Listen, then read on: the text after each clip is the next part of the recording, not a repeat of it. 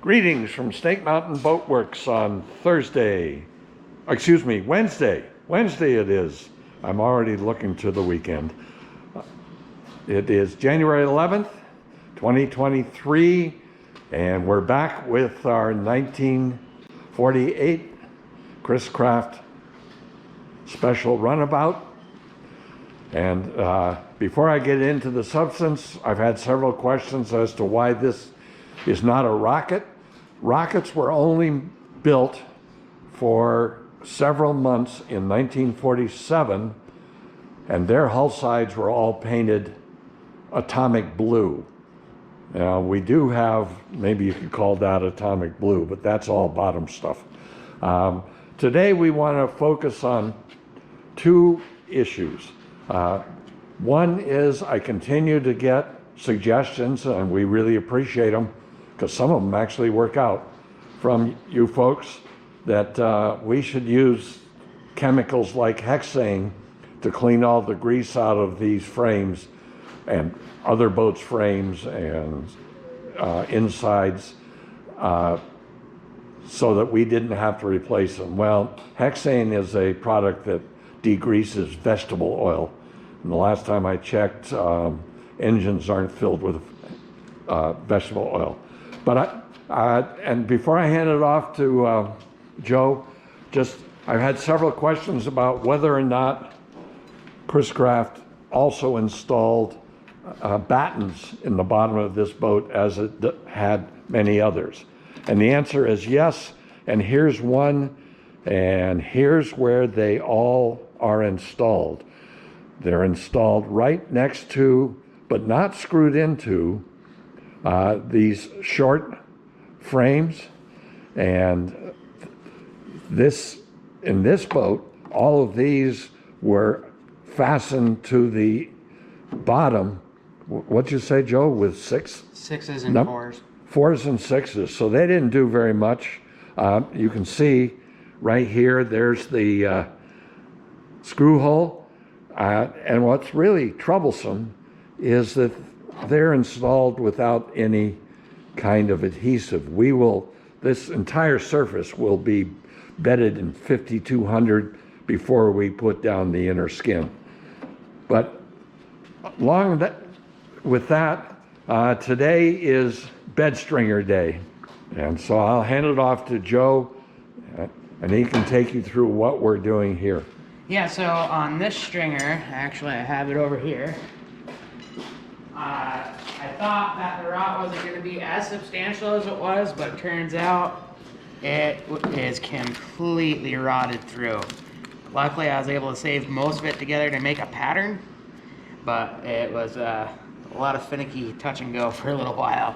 There's why no degreaser is going to save grease-sodden wood. So, as I did this, I continued off where the rot was, and it's actually a pretty cool joint. It works really, really well. It's a sister joint, but instead of having a butt seam, it's spliced in together. So at that point, after it's all CPES, there's going to be lags going down here and here, or not a lag, but a carriage bolt, with 5200 in this seam right here. So not only is it being constructed that way, but as the sisters come back on, like so, it's also going to be through bolted this way and this way. So this is going to be a super, super strong stringer. And this will all be 5200. Yeah, everything I'm going to be putting together was going to be covered in 5200.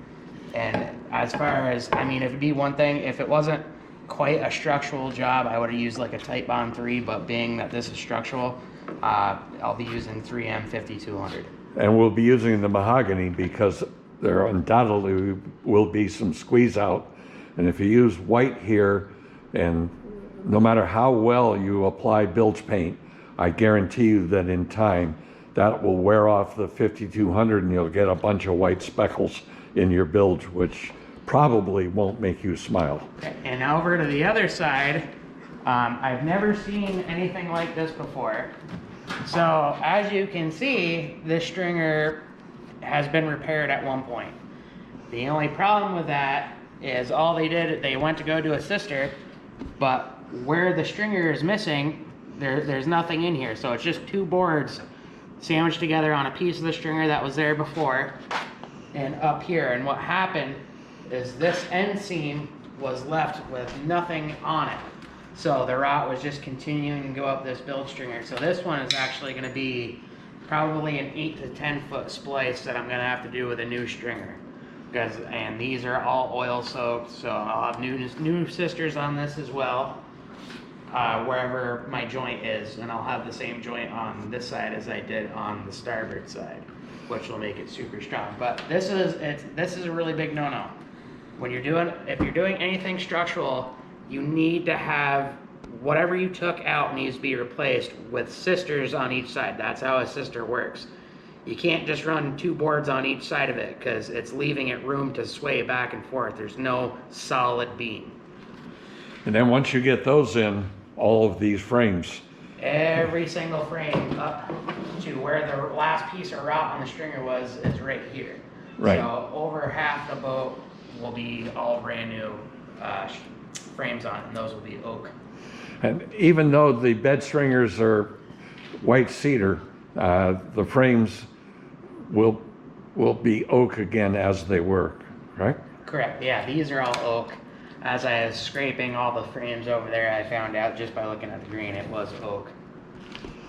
So, once again, when you see a pretty boat, as you stand by her sitting on her trailer, beware, because once you raise her skirts, there's no telling what you will find.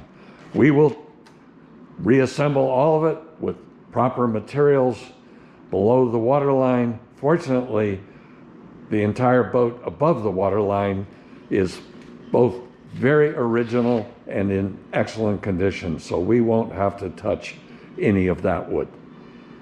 That's our update on the 1948 Chris-Craft Special Runabout. Thank you so much. Bye-bye for now from Snake Mountain Boat Works.